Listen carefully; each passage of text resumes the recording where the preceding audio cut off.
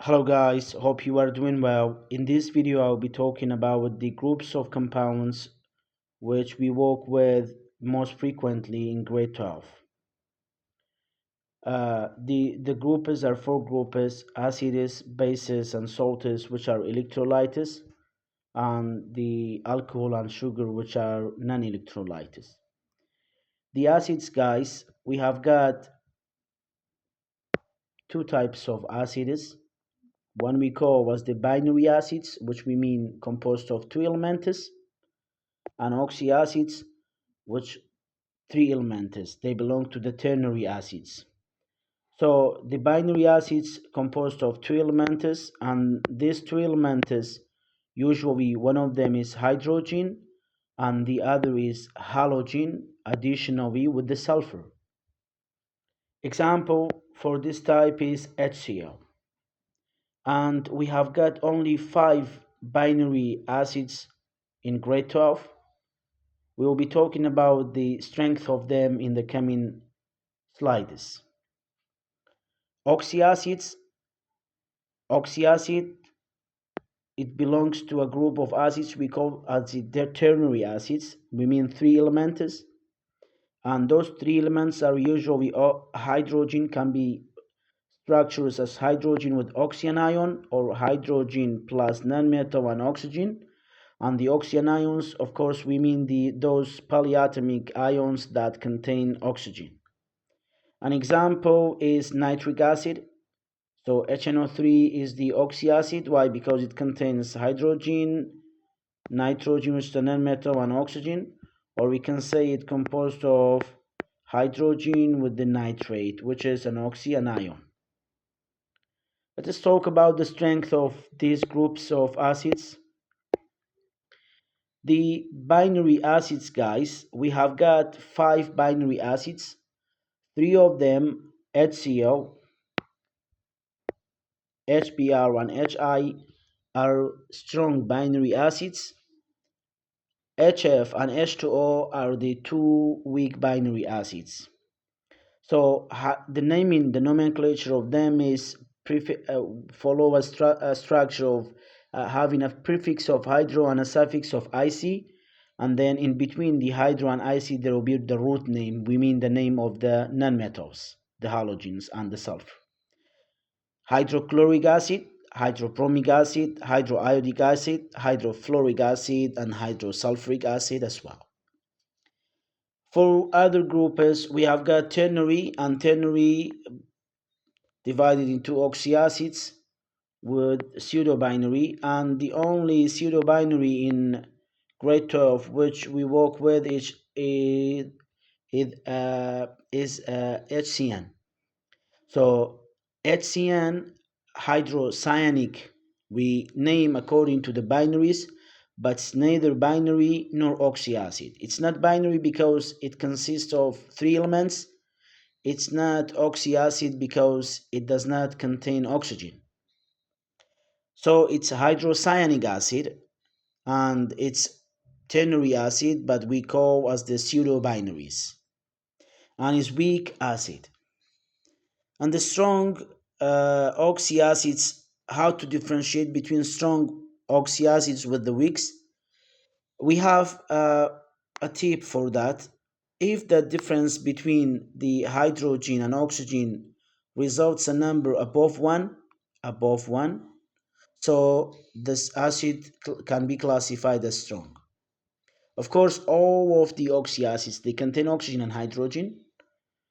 That's why we can apply this guideline in order to differentiate between the strong and weak as oxyacids.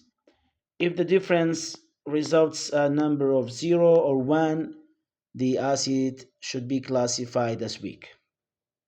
Example for the strong, for example, HNO3. The number of the oxygen 3 minus the number of hydrogen 1, you'll get 2, so it's above 1, so it's strong. H2SO4. The number of the hydrogens 2, the number of the oxygens 4, 4 minus 2, you'll get 2, so it's strong. HClO4. HClO4. 4 minus 1, you get 3, and then it's above 1, so it's strong oxyacid. How about the weaks? H2CO3. 3 minus 2, you'll get 1, so it's weak. H3PO4. 4 minus 3, you'll get 1, so it's weak. And HBr BRO, 1 minus 1 is 0, so they're all weak oxyacids. These are the acids, and we classified them. We have divided them into two groups in terms of strength of the acids. Let us talk about the bases, guys. The bases, we have got two types of bases in terms of ionic and molecular. So all of the acids, they're all molecular compounds, but the bases, unlike the acids, can be molecular or ionic. So let us talk about the strong bases. Guys, all of the strong bases are ionics. So all of the strong bases are ionics, and we do not have a molecular strong base. And what we mean by the ionic strong bases, we mean metal hydroxides of group 1 and group 2. So the metals of group 1 and group 2 plus hydroxide, and with having two exception, Mg and Be, they all produce a highly alkaline solution, and they can be classified as strong bases. Examples like lithium hydroxide or calcium hydroxide, they are both strong bases and they are ionics. How about the weaks, guys? The weak acids, we have got both ionic and molecular. So for the ionics, ionic and molecular, for the ionics, we have the D block elements plus hydroxide. Usually, most D block elements with the hydroxide, they become very low soluble in water. So because of having low solubility, they will produce low amount of hydroxide in the solution, so they should be classified as weak bases, and they are weak ionic bases. Example such as copper hydroxide. And the weak molecular bases, so all of the molecular bases are weak. We do not have a strong molecular base. How to recognize whether a compound is a molecular weak base? We have to know ammonia, so simply ammonia, and any other compound that contain carbon, hydrogen, and nitrogen, such as CS3NH2, it's methylamine, C18H21NO3, it's codeine, and so many other examples that contains nitrogen, hydrogen, and carbon. Guys, let us talk about the salts. So we talked about the acids and bases. We have classified them into groups based on the strength of the acids and bases. The salts, all of the salts are ionic compounds. We do not have molecular salts. So you have to know that all are ionics. And how we can obtain the salts? By cations combination, combining the cation from a base and an ions from an acid. So here we have provided a table, 3 acids with 3 bases, results 3 salts. Nitric acid reacts with the KOH, which is potassium hydroxide.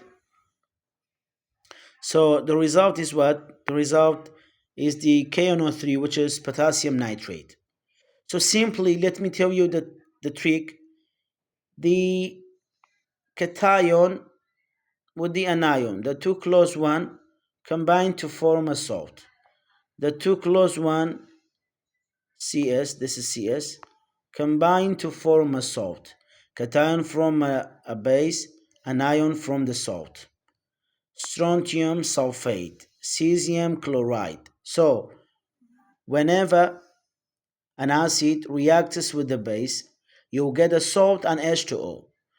What we mean is that the salt is, we can obtain the salt is from the acids and bases, cation of an acid, cation of a base, anion of an acid. And the last group of compounds, guys, which we work with in grade 12 is the non-electrolytes. All the three previous examples, groups of compounds, were all electrolytes. Electrolyte, we mean they were able to conduct electric current. Their solution are able to conduct electric current, but these two, they are non-electrolytes, sugar and alcohol. So how to recognize the sugar and alcohols? The sugar, usually in our book, we have got two sugars, I mean two compounds, glucose and sucrose. C6H12O6 and C12H22O11. We do not have more form of sugar in our book. And the alcohols, the general form of alcohol is CHOH. Regardless to the number, it's the general form of the alcohols, starting from methanol, ethanol, propanol, butanol, and so on. We'll be talking about the alcohols in detail in chapter 10. So the alcohols are a group of compounds which they have a general structure of CHOH. Like what? CH3OH. This is methanol. C2H5OH, ethanol. And so on, guys. Uh, Thank you for the attention and hope the groups of compounds are making sense for you. And thank you for the attention, guys.